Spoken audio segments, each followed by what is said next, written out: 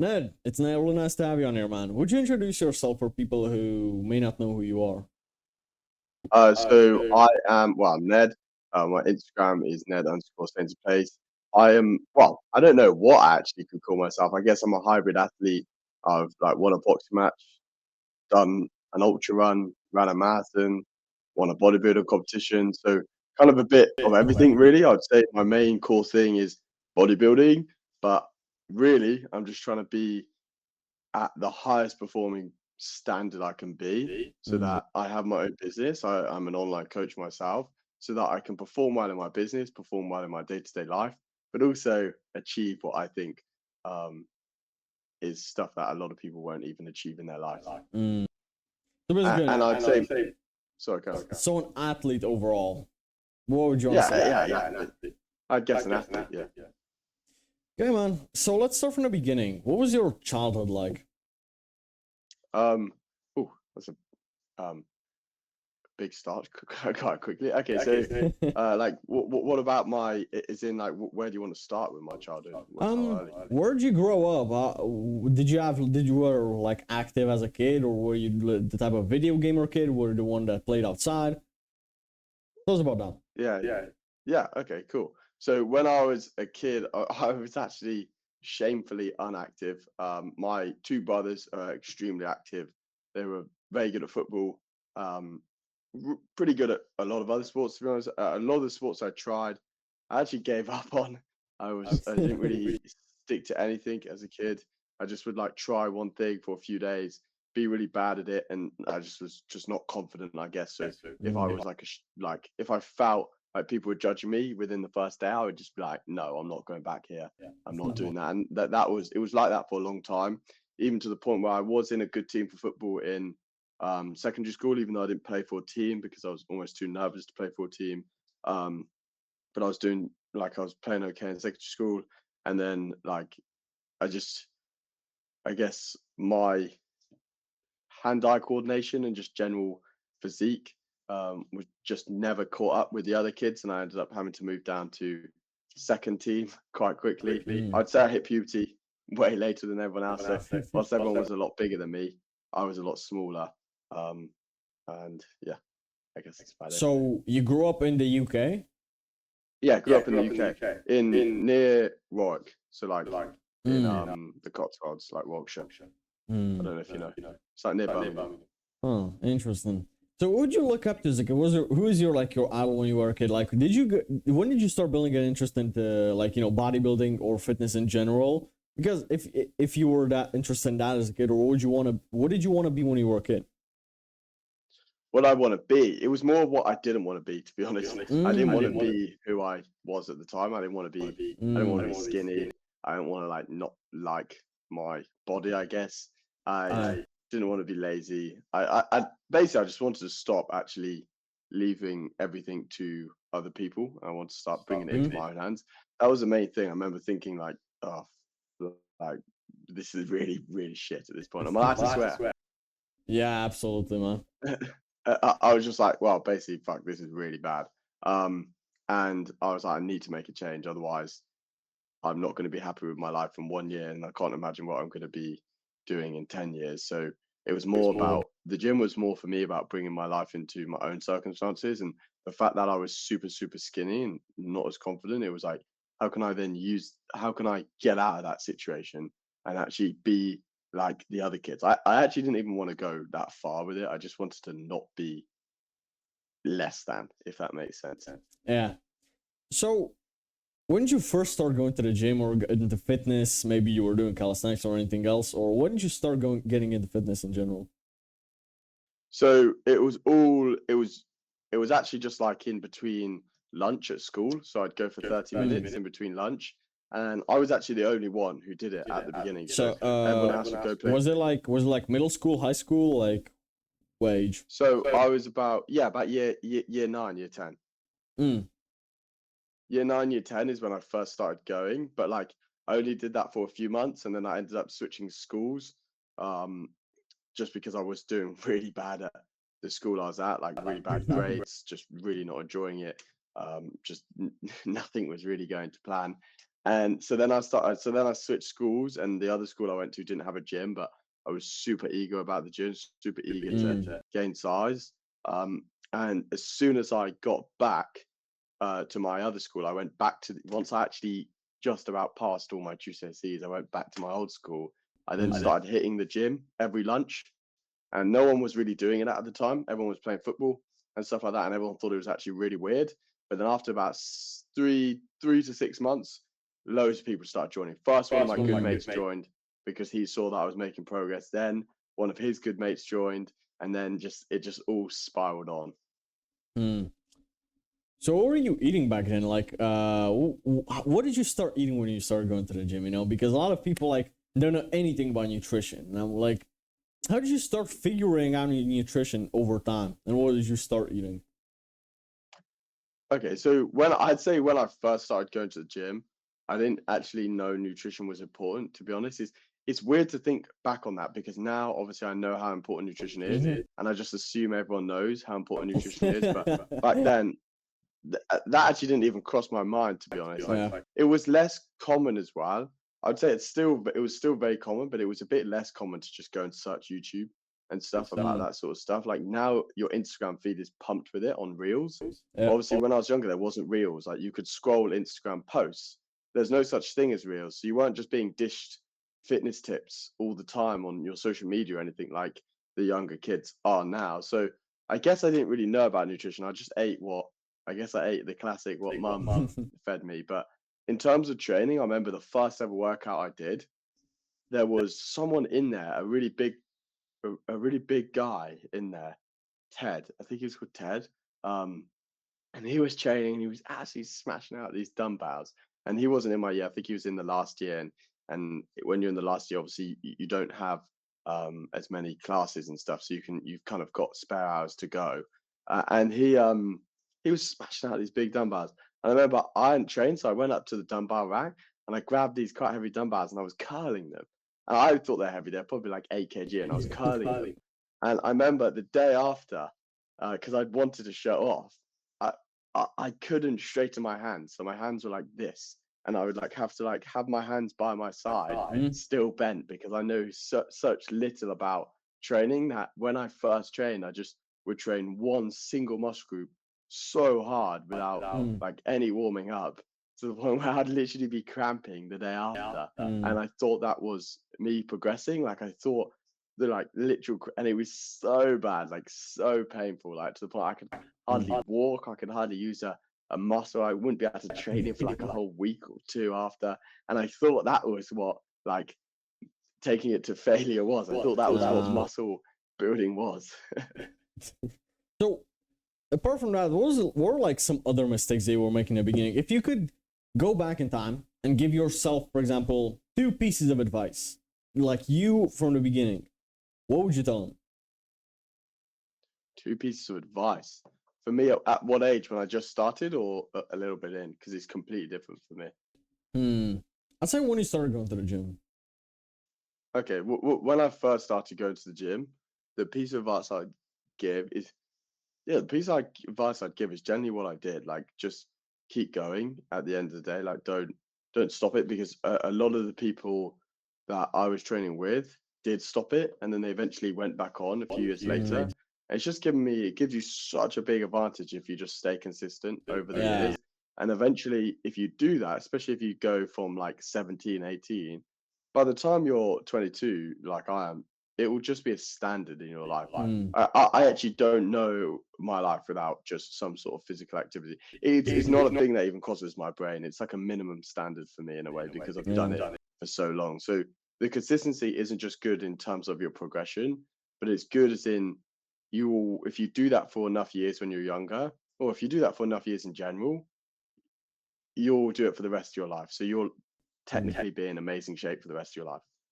You know, there are a lot of different diets, like, you know, the vegan diet, the carnivore diet, the keto diet. I don't know even what else is there. A lot of, you know. If you would have to pick one of, like, let's say just keto, carnivore, and vegan, which one of these 3 would you pick? And why? What do you think is the pros and cons for most of these?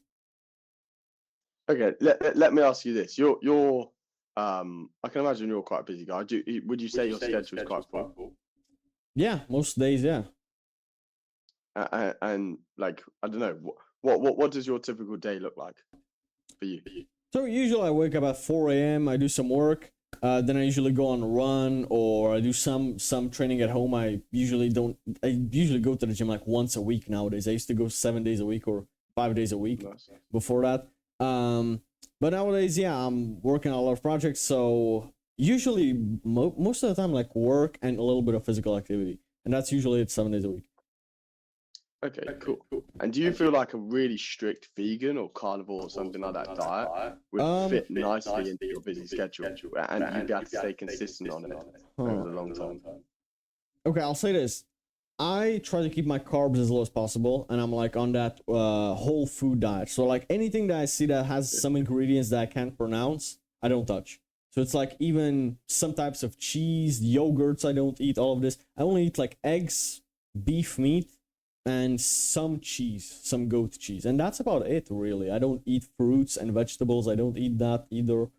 Yeah, and I try to be below 30 grams of carbs per day, so it's like that's the way I eat, for also to avoid brain fog from the sugar spikes from the real like bad carbs. Like I'm trying to give an example. I don't know, like cereal with milk, for example, stuff like that. I try to stay away from that stuff.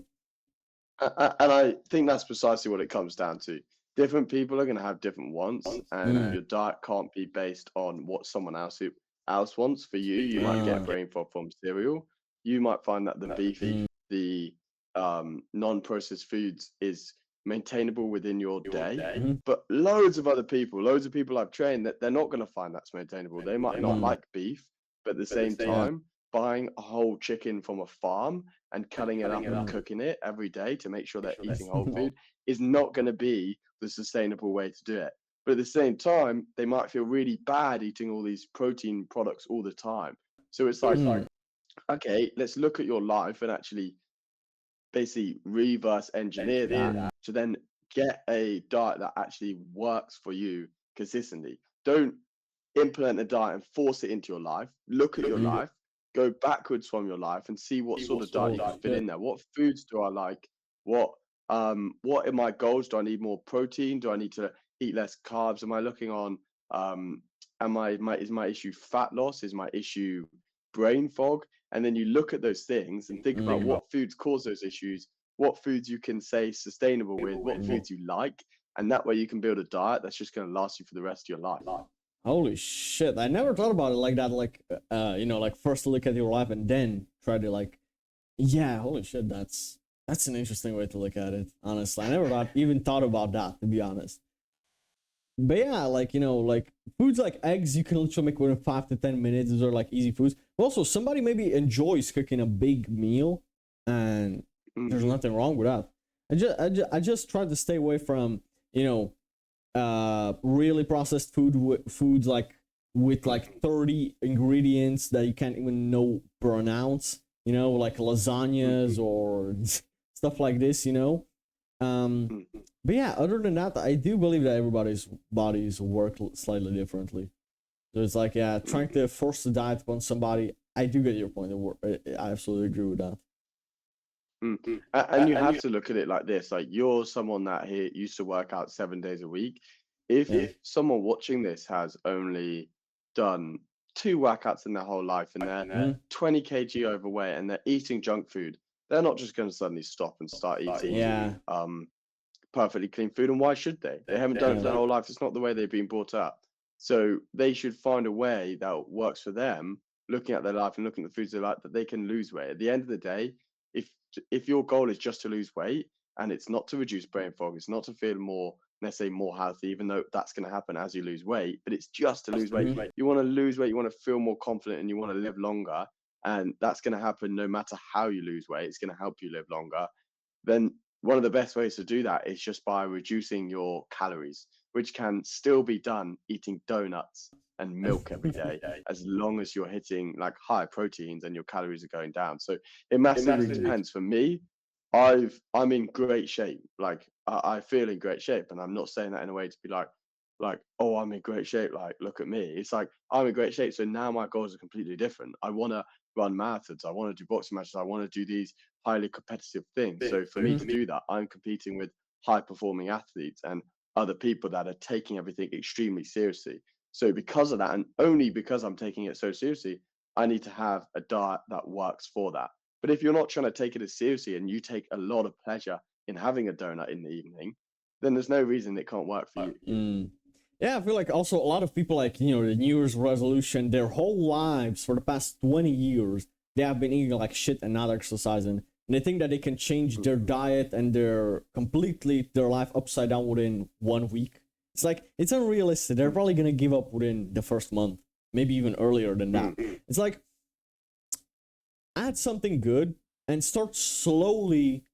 As you add more and more good food, you're going to have less how should I say it? You're gonna have less appetite for the bad stuff because you're getting used to the new stuff. But you don't have to change it overnight 100%, you know, because it's gonna be too much friction from the beginning, if that makes sense. It's a bit like the best way to compare it is it's and it's completely different scientifically, but it does have connections in terms of smoking. You become addicted to the um, chemicals like endorphins, for example, your body gives off when you have that nicotine in your body. When you're eating certain foods, you get the similar sort of endorphins, and just stopping that is going to cause a big issue. Like, for example, one of the biggest issues in the UK, America, and all these places where there's multiple high endorphin things, high dopamine things, not endorphin, more in, well, dopamine guesses endorphin, but high dopamine activities is dopamine stacking. So dopamine stacking is actually, yeah, dopamine stacking could actually cause major issues in the next 5 years, because dopamine stacking is becoming 10 times more easy than it's ever been. And dopamine stacking is basically when you put two things that give you dopamine from negative, well, when it becomes an issue is two things that give you dopamine from negative substances. And that could be ordering a pizza whilst watching Netflix. You're getting dopamine from watching the film or scrolling on your phone, and you're getting dopamine from the fact that you're about to eat the food. You don't necessarily get as much dopamine from the food, but you get a lot of dopamine from ordering the food and having that food in front of you. And before you're about to eat it is when your dopamine goes to the max. So if you're thinking about eating food and you've got the pizza, you've got the Domino's right in front of you, and you're scrolling on your phone or you're watching TV as you're about to take your first slice, your dopamine is stacked to the max. A way people see this really strongly, and this is how my dad saw it, he'd hate me if he saw this, but he used to have a coffee and a cigarette every morning. And that's a classic way of dopamine stacking. The coffee is giving you dopamine, the cigarette is also giving you dopamine, and you get used to having the two together, which puts your dopamine levels that your body gets used to at a new high. And if your body gets used to those new highs for a long enough period of time, then as soon as you go back to a normal amount of dopamine, a normal like offset of like your body's giving you out normal amounts of dopamine that you'd get from real life, you feel it just doesn't feel as good. So you want those things back. So one thing it is important to do isn't just come straight off it. You don't stop coffee and the cigarette all at once, because you're going to feel horrific, because your dopamine is going to go so far down so quickly that you're just not going to be able to maintain that. Instead, you're better off getting rid of one thing. You go back to normal dopamine levels, so you don't feel as good. You're not quite like with it as you were. And then after you start finding activities to bring your dopamines back up in positive ways, you can then get rid of the other thing to just make sure you're not going so low that you actually, well, if you get low enough, you can start to get things like you can start to feel depressed and all those sort of things. Yeah. It's like a lot of those, you know, like those 16-year-olds guys that go to the gym, they fucking blast pre-workout with full of sugar in it. They have music on a full blast, etc. One day they forget their AirPods and they don't even go to the gym. They go back home, you know, and it's like, or they run out of pre-workout. What's the point in working out if I don't have my pre-workout? You know, because they're so it's like the workout is more about the sugar spike from a pre-workout and the caffeine, instead of actually working out. And what worked for me is, or what was like the most difficult thing for me is go through a workout without a coffee before that. I never took pre-workouts, or I used to, but not very often. So without any caffeine and without my headphones, and then do a 45-minute stretch or like 30 minutes of stretching, and it was Mm-hmm. boring as hell. Everything was telling me to get out. Like, this is boring. I don't even want to be here. And I was like, hold on a second. It's about the gym. It's about the workout. It's not about the music and the sugar, like the pre-workout or Mm-hmm. coffee or whatever. It's like you have to remember the reason why you even like do the thing in the first place, and you have to realize if it's good for you or not, right? It's Mm-hmm. like necessarily it's not about a pre-workout. It's about working out.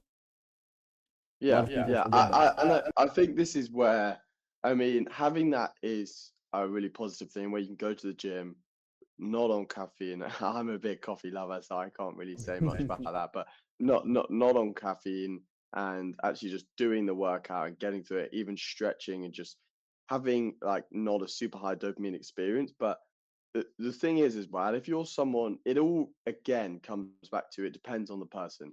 Everyone in the industry right now is saying, do this. If you eat this cookie, you're going to die tomorrow. If you don't work out, you're gonna live to 50 years old. If you aren't running every day, then by the time you're 80, your heart's gonna go out. And it's like I'm not too sure where they're even getting these crazy facts from, but I'm just seeing them all the time on my Instagram feed.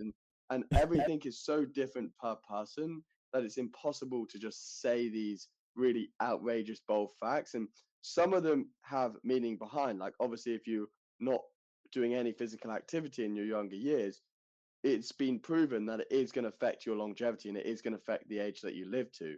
But at the same time, like if you're a busy guy, like let's say working constantly, a lot of the people I train are super busy. They're working like 5 to 6 days a week, but long hours per week. They can't train 5 days a week. It might be beneficial for them to do 20K steps and train 4 to 5 days a week and eat a healthy diet, but they can't do that. And the other option is to do nothing. So they're much better off doing 3 days a week and making as much progress they can and having a Mm. really high endorphin experience in the gym. Like they can have as much music on as they want. They can drink like a Lucasade, a sugary drink, because you want those activities that are often pushed to the side to sometimes be high endorphin for those people that tend to push them to the side. And someone like you or me, we don't necessarily need them to be as high endorphin because one thing we're actually trying to stop is like Mm. is build that level of like lower endorphins, like reduce that sort of thing in our life, make our lives Yeah. like a bit more simple so that we're not frying our brains. But someone that's had a really busy day at the office that has maybe produced more stress hormones than it has positive hormones, them going to the gym, which is a positive action, and Mhm. having it as a really high endorphin experience where they're doing whatever they want is actually a super positive thing, in my opinion. Yeah, I haven't thought about that, man. It does make sense. Holy shit. Holy shit, I never even thought about it that way. So Yeah. a lot of guys, they start going to the gym for like 2 months, 3 months, and they go on a shopping spree of supplements. They buy all of these different supplements, right? They buy this fucking flavored protein powder with fucking 30 grams of carbs per, or maybe even more per 100 grams, right? Or they buy this all these different supplements, right? I use a couple of supplements regularly, what works for me, but I feel like a lot of guys are just like they see a YouTuber mention a supplement once, and they go on the shop and they just go on a shopping spree and buy all of them, and they don't even eat like with some fats so that their body digests it, certain supplements better, etc., like vitamin D3, etc. And it's like, what supplements would you? When would you recommend for someone to start taking some supplements, and what should they start with? Because I don't feel like everybody should needs to be like Sam Sulek having 30 pills per day from the beginning, at least. Yeah, I, I I do agree with this, and I think the main thing comes down is if you go out and buy £100 worth of supplements, £50 worth of supplements, and it motivates you to stay in the gym even though you've just started Mm, yesterday, go for it. Perfect. Anything mm, that's going to motivate you. smash that out. If you make a commitment to buy £50 worth of supplements or 100 or £200 worth of supplements, and that's a lot of money for you, you even spend an extra £100 on gym clothing, that is going to put you in a position where you've actually made a micro commitment to yourself to then go to the gym. Every time you open a cupboard, you're going to see those supplements. Every time you open your wardrobe, you're going to see your gym clothing. And that's going to just be a frequent reminder to go to the gym. So I am all for that. I'm all for straight away just getting in there and going for it. Don't overstress. In terms of do you need supplements or not? No, you don't. Of course you don't. You don't need supplements. You can find it all in your nutrition. And you're most likely your body's going to produce it if you have a healthy diet. You're going to have most of your vitamins and minerals anyway. But there are times when you might lack in those certain ones and you might actually need them. It's unlikely that you're going to have a really bad time without them, but supplements for me aren't just about building muscle. So you've got your key supplements for building muscle, and it's just the classic. Creatine is going to be amazing for that. Whey protein isn't needed at all, but if you're struggling to hit enough protein, a scoop of flavored whey protein, it's not going to kill you. It's really not going to kill you. It's what it is. It's the leftover product. I'm not going to go into that. It's basically leftover product of this milk process, and really, it's a waste product, and the industry's just found a way to sell it and make money from it. But all it is really is just condensed milk. It's not going to kill you unless obviously you're dairy intolerant, and then it probably will kill you. And so that if you're struggling to actually hit your protein, it's completely fine. I'm not against that either. Obviously, if you can get your protein in without having those sort of products, much, much better. Creatine, if you're going to take a supplement, is essential. It's going to massively help your recovery and, well, other hormones in your body that are going to be super important for your things like recovery and muscle growth. So that's definitely one I would say just start on quite quickly. You don't need to do the loading phase. So you don't need to do that whole thing where you're taking like 10 scoops a day at the beginning, unless you want to spend more money. That's up to you. And the other thing I would say to do, and this is a big one for me anyway, is your vitamins can be quite important. So if you're, let's say, I'm in Bulgaria right now, but I'm only here for a month and it is quite cold and it's quite like there's not much sun. Same in the UK. I work a lot as well. I'm a very busy guy. I spend a lot of time on my laptop and indoors, even though I am super active as well. So I remember always to take vitamin D, and I often take vitamin D with K2 as well, because often the absorption's better. And another thing that's really good to take is vitamin C. So let's say you're ill and you take vitamin C, without going into detail, it's going to help you basically get over that illness. So what I'm trying to say is like, you don't need supplements, but there can be times where supplements can help you progress through certain things like an illness, or progress through certain times of the year, like the darker winter season, which is where vitamin D with K2 can come in and just help boost your mood. Because whilst you're in those seasons, you're going to get less of that. You're going to get less vitamin D from the sun, which is then going to have an effect on your body. And the main effect you're going to start seeing, it is going to start affecting your mood and making you feel more tired. So I'd say supplementation with that is more important. For example, magnesium is going to be a massive one for sleep. And I'd say in general, with most supplements, these most basic supplements that you're going to take, do not stress about when you take them. Don't think, oh, if I take magnesium, I need to take it at night because that's what it's helping me for. It's helping me to sleep, so I must take it at night. Otherwise, I'm going to start falling asleep in the day. You're not going to start falling asleep in the day. The magnesium will build up in your system, so you'll still have magnesium in your system during the day. It's just increasing the amount of magnesium in your system, so when it comes to night, you're going to sleep better. And a big thing I think for people is, one, they overthink about the supplements they need to take, and two, they overthink about how to take them. And it's like creatine. You don't need to overstress how you take creatine. Yes, some ways are going to help you absorb creatine better, but before you weren't taking any creatine. So at least you're taking some now, and that's going to be better than taking nothing. So you're better off just doing that than thinking, oh, how am I going to take it? How's it going to do this? How am I going to get maximum absorption? Because right now you're getting zero absorption because you're not taking any. The biggest thing is just consistency and knowing a little bit about the side effects of the supplement you're going to take. Because even though most supplements are safe, it's good to look at the most important thing, even past the benefits, is looking at the side effects. Like, for example, ashwagandha was this huge thing, massive thing. Like, everyone take ashwagandha. But there actually are some side effects to ashwagandha that aren't necessarily proven yet, but they could potentially be that. And the results of ashwagandha aren't yet fully proven. So it's like, if you look to the side effects, you would instantly it would Mm. show you that the positive results aren't proven, and that there are potential side effects that could happen. So Mm. in your mind, you can weigh it up, like, is this worth it for me? Where creatine, if you search up, you're going to see the results are proven. There's insane amount of studies on creatine. You're going to see the side effects are minimum if taken correctly, and you're also going to see how long you should take it for. So just looking up, I'd say the biggest thing to look up if you're going to take a supplement is, what are the side effects of X? And don't just look at the first article you see, Mm. also look at some people that have taken it, because a lot of the time you're going to see a lot of negative things, but you're better off knowing about the negative of the Yeah. supplements than just the positives, because the problem is nowadays is there's hundreds of influencers selling hundreds of supplements, and there's so many people telling you that you need to take Shilajit, for example, otherwise you're not going to make progress in the gym, because they're making a 30% commission off a Shilajit product. So Mm. I'd say the best thing to do is check the negatives of the supplement, because it's more likely going to give you it's going to tell you exactly how it could go wrong, which is very important to know, and two, it's going to give you a more accurate review of the supplement itself. Okay. That's a whole lot of value at once. That's very good. I suggest you guys replay this if you haven't noted everything. So I know you don't got much time left, but if you have time, I'd like to go for some rapid fire questions. There's like 8 of them. It's gonna be rapid fire. Go for it. So, who's your favorite bodybuilder of all time?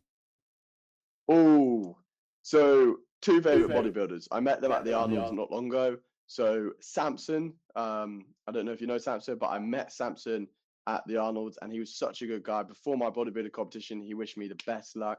He signed my t-shirt, and I absolutely love seeing him.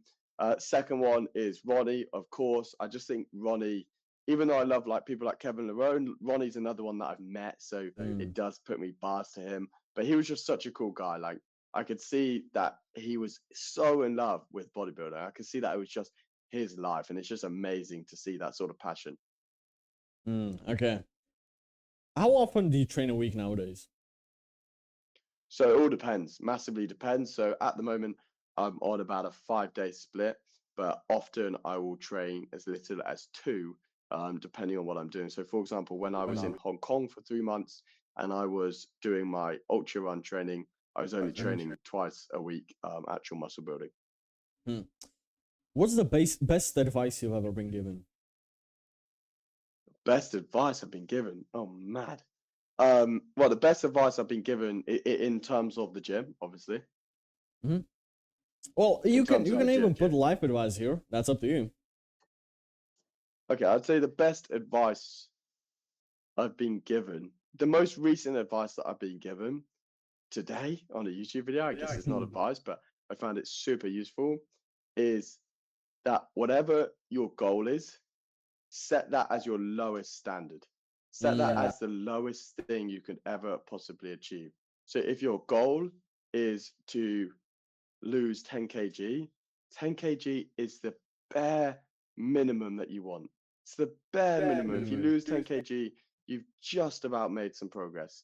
And that way, when you hit your goal, you're going to want to massively surpass it. And you're going to be in so much need for that goal you want to go to, that not achieving it is going to be almost impossible. So if 10 kg is the bare minimum and you still haven't lost it, you're going to be thinking, oh, man, I need to lose 10 kg. I need to lose 10 kg. And that works for me. It's not going to work for everyone else. It's not going to work with a family with kids, because the person's not going to want to be in that sort of like desperation. It's not going to work for a busy man who's really focused on their job, because he's not going to want to be in that sort of desperation. But for someone that really wants to make a change in something specific, putting that desperation on what you thought your goal once was, but making it the bare minimum, is going to mean you're not only going to want to get there more, but when you get there, you're not going to be satisfied, and you're going to go way past it. So the result's just going to be 10 times better. What's the worst advice anyone has given you?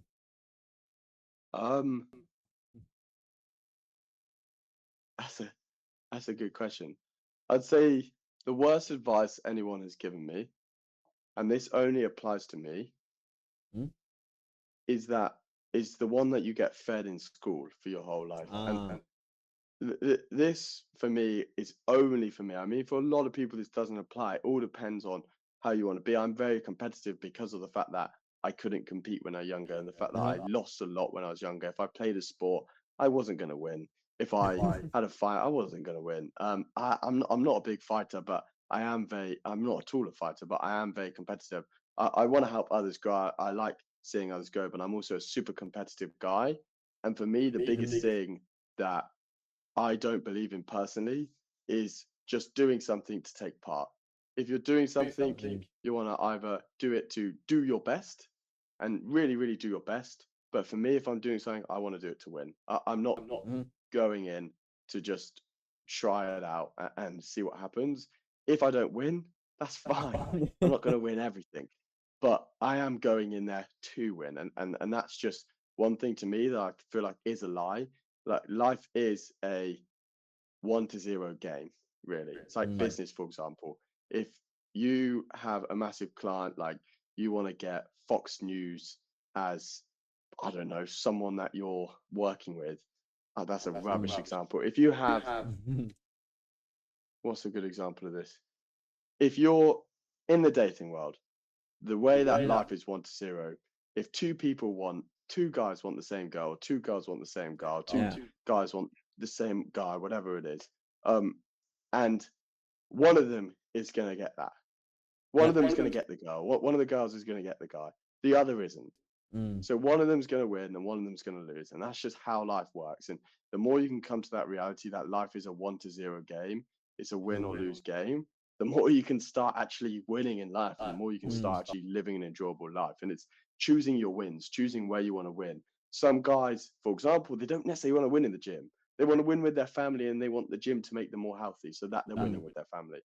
But for other guys that are younger, maybe they do want to win with their body. They want to be the strongest, most athletic person in their friendship group. So it's choosing where you want to win, but it's definitely a bad idea to not try and win in anything. Mm. Oh shit. I agree with that, to be honest.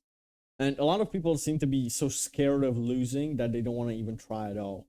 And that's like, Yeah, I so much yeah, disagree with that.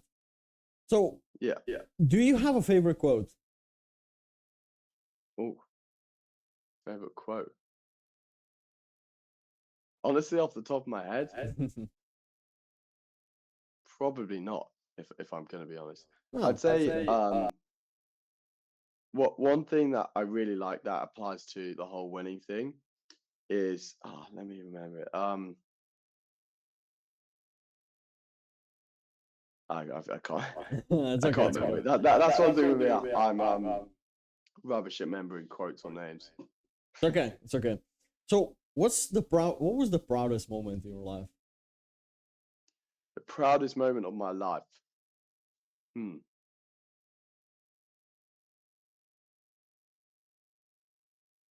I think the biggest moment of my life was when I decided to make a change. And everyone talks about this. This classic, like when I decided to make a change.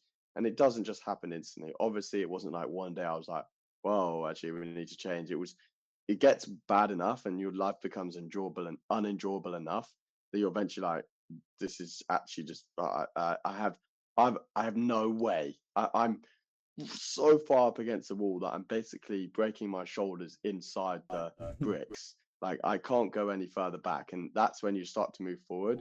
And I feel like that time when I started moving forward, it's been a massive up and downhill journey, but that is that's the most key moment of my life. In terms of proudest moment of my life, I have so much more to do. I have so much more to achieve. I absolutely love how much I'm achieving. I've got big goals. I don't have a proudest moment because I'm proud and yet not satisfied of Yeah. everything I do. So, describe yourself in 2 words.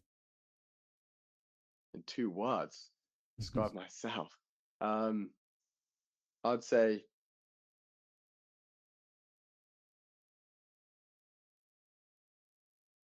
very determined. Hmm. What's the purpose of life, in your opinion? What's the purpose of life, in my opinion?